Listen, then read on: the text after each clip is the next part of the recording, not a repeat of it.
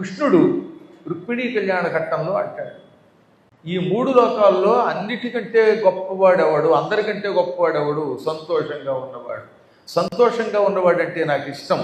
సంతుష్టుడు మూడు లోకాలలో పూజ్యుడవుతాడు. సంతోషంగా ఉన్నవాడికి రోజు రోజుకి అభివృద్ధి వస్తుంది.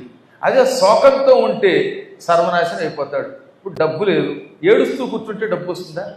ఎవడికో నువ్వు అప్పిచ్చావు, అప్పు రాలేదు, 30 లక్షలు ఇచ్చాను, 30 పోయిందంటే ముప్పు వస్తుంది తప్ప ఏడుపోల లాభం లేదు. పరమ ధైర్యంతో భగవంతుడు నన్ను పరీక్షిస్తున్నాడు, నేను నిత్యం సంతోషంగా ఉంటాను, డబ్బు వచ్చినా పోయినా ఒకే రకంగా ఉంటాను అని విశ్వాసంతో భగవంతుడి నామాన్ని మంత్రాన్ని పట్టుకుంటే ఈ సంతోషం వల్ల లక్ష్మీదేవి వచ్చి ఇంట్లో కూర్చుని వాడికి ఐశ్వర్యం ఇస్తుంది.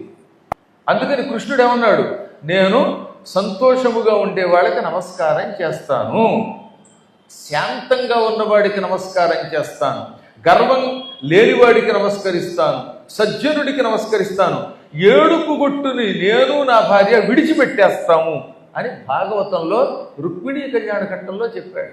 కాబట్టి ఇప్పుడు లక్ష్మీనారాయణులు మీ ఇంట్లో ఉండాలంటే ఏం చేయాలి? రోజు నాకు డబ్బు లేదు, ఆరోగ్యం లేదు అని ఏడవడం కాదు. నాకు అన్నీ ఉన్నాయనుకోండి. ఓసారి ఒక రాజుగారి దగ్గరికి ఒకడు వచ్చాడు, మహారాజా మీరు పెద్ద రాజులు, బోల్డ్ డబ్బులు ఉన్నాయి, నేను చాలా కష్టాల్లో ఉన్నాను, ఒక్క పైసా లేదు, ఆస్తి లేదు, సంపద లేదు, నాకు ఏదన్నా ఇస్తే బతుకుతాను అన్నాడు. నీ దగ్గర ఏమీ లేదా అన్నాడు రాజుగారు. ఏమీ లేదండి, అందుకే కదండి మీ దగ్గరికి వచ్చానగానే. అలాగా అయితే నీ ఎడమ చెయ్యి తీసి నాకు ఇచ్చేస్తే నరుక్కుని నీకు 1,00,000 రూపాయలు ఇస్తానన్నాడు. అయ్యి బాబా, ఎడం చెయ్యి నరుక్కునే ఇవ్వడమా, చచ్చినేమను, 1,00,000 ఇచ్చినేమని అన్నాడు ఆయన.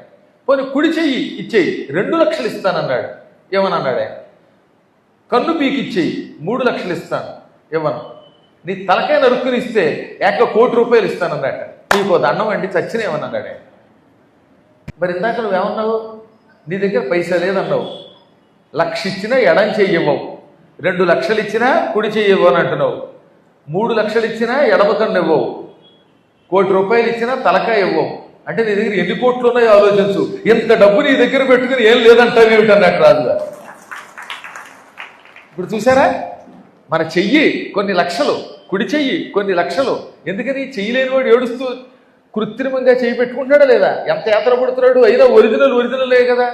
కాబట్టి మన చేతులు లక్షలు ఖరీచేస్తాయి, కాళ్ళు కోట్లు ఖరీచేస్తాయి, కళ్ళు కొన్ని కోట్లు ఖరీచేస్తాయి, తల ఇంకా ఖరీచేస్తుంది. అసలు మన శరీరమే గొంతకల్లంతా కలిపినా మన శరీరాన్ని కొనలేదు, అంత ఖరీదైంది మన శరీరం.